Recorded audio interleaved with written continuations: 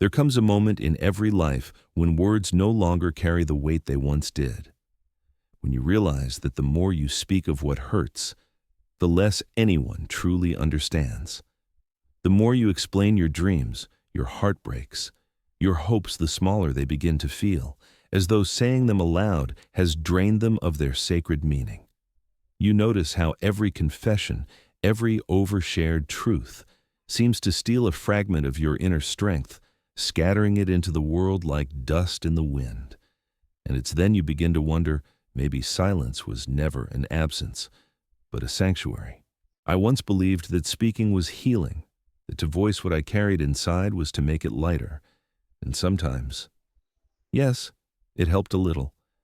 But what I didn't see was how much of my soul I gave away in those moments. Every time I revealed a pain too soon, or a dream still in its fragile beginning, I felt it lose its power. I mistook being heard for being understood, and being understood for being seen. But what I was really doing was dissolving pieces of my own strength in the noise of the world. Carl Jung once said that what we share too early loses its alchemical potential. There's a mystery that lives in silence, a power that ripens only in solitude.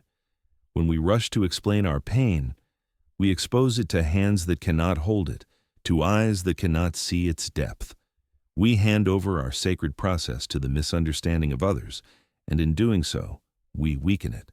Because what you tell, you give away, and what you give away no longer belongs solely to you. It took me years to understand that silence was not a wall, but a womb, a place where life grows in secret, unseen, unjudged. There were times when I wanted to shout everything I was feeling, to let someone, anyone, make sense of the chaos inside me. But every time I did, I walked away emptier. It was as if my words had bled my wounds open again instead of helping them heal. That was the moment I began to listen not to others, but to the quiet hum within me. The world doesn't teach us to be quiet. It teaches us to perform, to confess, to keep talking until the silence feels unbearable. We post our pain, our victories, our half-born dreams, and then wonder why we feel hollow afterward. It's because every word is an exchange of energy. Jung believed the psyche pays for every word it releases. When you speak of what is not yet settled, you trade mystery for noise. You trade your power for sympathy. There is a reason the most transformative things in life happen in secret. Seeds grow in darkness. The moon moves the tides without sound. Butterflies are made inside cocoons no one sees. What if our souls work the same way? What if healing, real healing, only happens when we stop trying to prove our pain to the world? I've learned that silence is not about suppression. It's not about holding everything in or pretending to be strong. It's about knowing when the soil of your heart is still too tender to be touched. It's about letting the storm pass inside you before you describe the rain to anyone else. It's about protecting the sacred process of becoming, because every transformation begins in solitude. There's a strange peace that comes when you stop explaining yourself, when you stop needing others to confirm your worth, your direction, your feelings. At first, it feels lonely, unbearably so. You wonder if your silence will make you invisible, if no one will see your effort, your change, your pain. But slowly, the silence begins to shift. It becomes a mirror. It begins to show you who you really are without the echo of other voices. It's in that silence that you discover your strength was never meant to be recognized. It was meant to be realized. You start to feel the difference between speaking to be heard and speaking to be understood by yourself. You begin to walk differently, slower, surer, like someone carrying something precious. And then something extraordinary happens. You stop seeking validation. You stop waiting for others to acknowledge your transformation. You realize that the world doesn't need to know your every evolution, because the most authentic growth is quiet. The flower doesn't announce its blooming.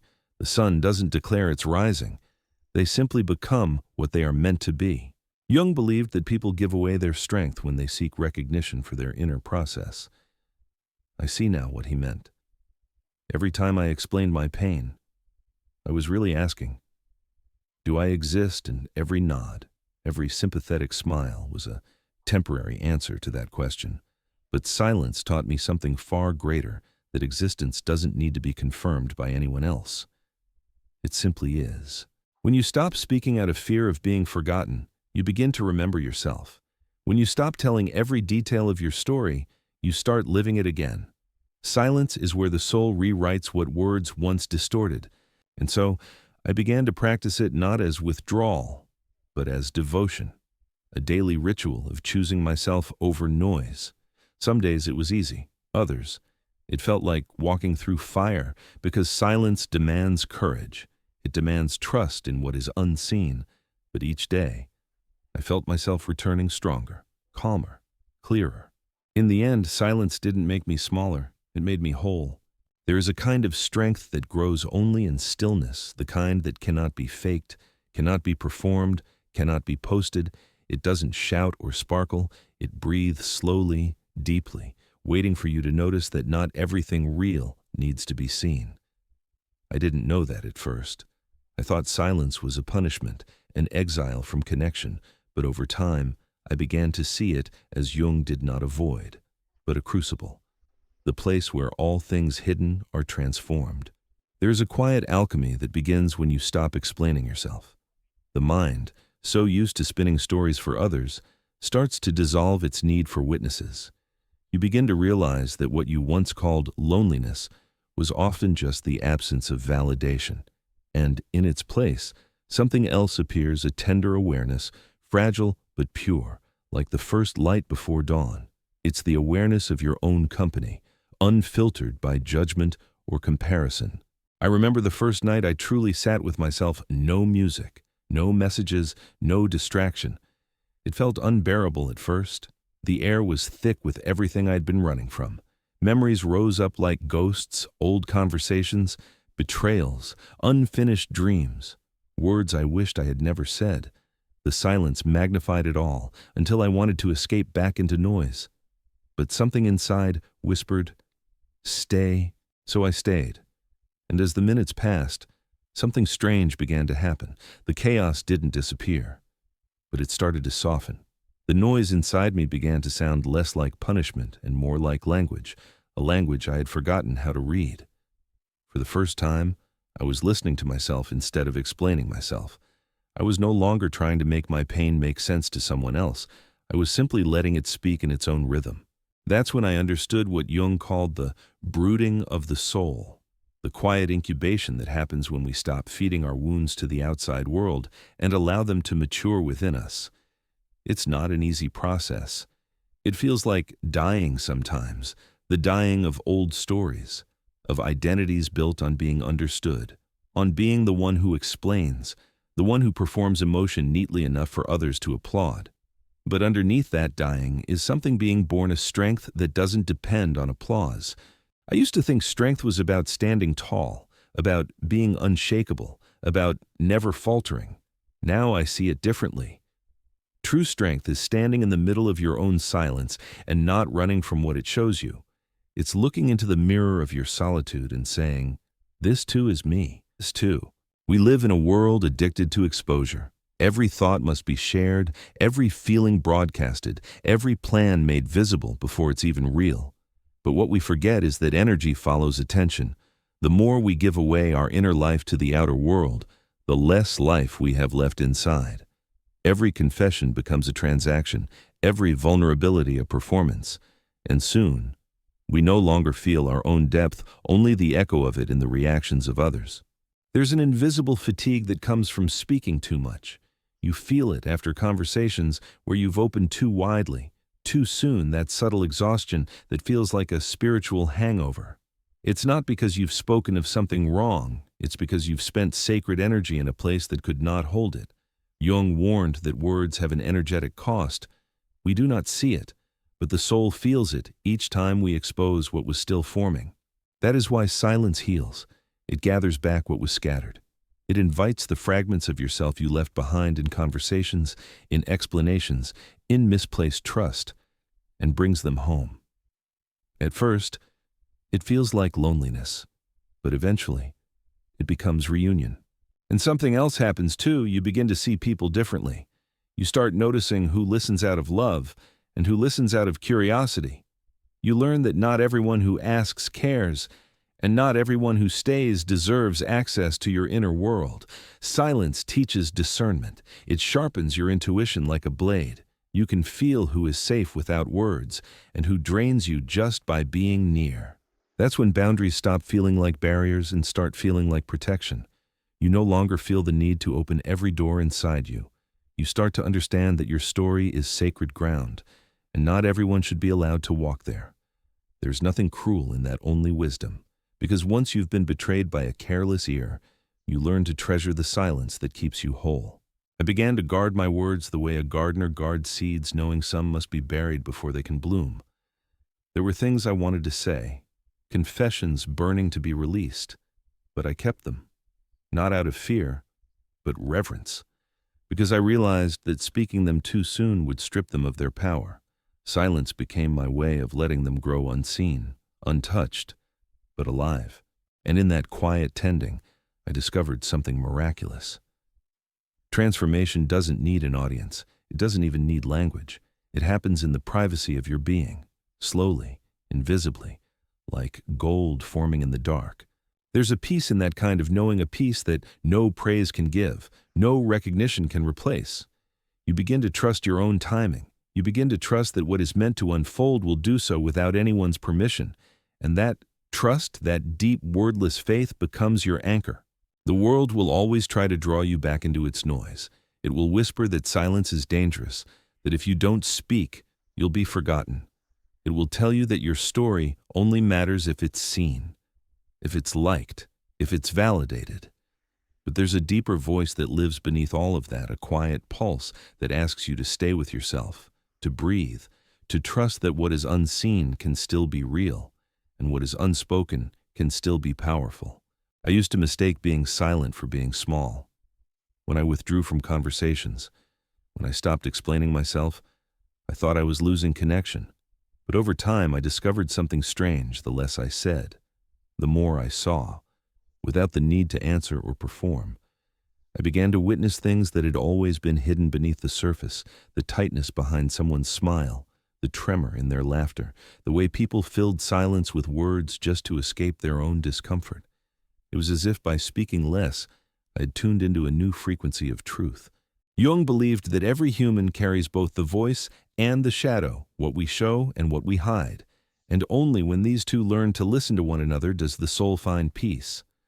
For most of my life, I tried to silence the shadow by drowning it in noise, endless talking, constant sharing, the desperate search for reassurance. But the shadow doesn't disappear when ignored. It waits, quietly, until you're finally still enough to hear it. When I began to honor my silence, the shadow began to speak not in word, but in feelings. A restlessness in my chest, a heaviness in my breath, a sudden wave of sadness at unexpected moments. At first, I tried to name it, to analyze it, to turn it into a story I could tell. But the more I explained, the less I understood. So I stopped explaining. I let the feeling be what it was: raw, wordless, sacred. That was when I realized something fundamental. Not everything that hurts needs to be healed through talking. Some wounds don't need to be spoken, they need to be held. There are pains that can only dissolve through presence, not expression. When I stopped narrating my pain and simply sat with it, I noticed it begin to soften on its own. It was as if silence wrapped it in gentleness, letting it rest after years of being exposed to the cold air of explanation. I started writing letters I never sent, pages of thoughts and emotions that existed only for me, my private dialogue with my own soul. Some nights, I'd write entire stories just to burn them afterward, watching the paper curl into smoke, the words dissolving into something wordless again. It was ritual, not destruction, a way of giving back what I no longer needed to carry. That's when I began to understand why Jung compared transformation to alchemy. The alchemist doesn't announce his experiments. He works in solitude, surrounded by mystery, trusting the unseen reactions in the vessel. Transformation is not loud, it is not theatrical, it is a slow, hidden process fueled by patience and faith. The same is true for the soul. Real change happens in quiet rooms, in unshared moments, in the secret spaces of the heart.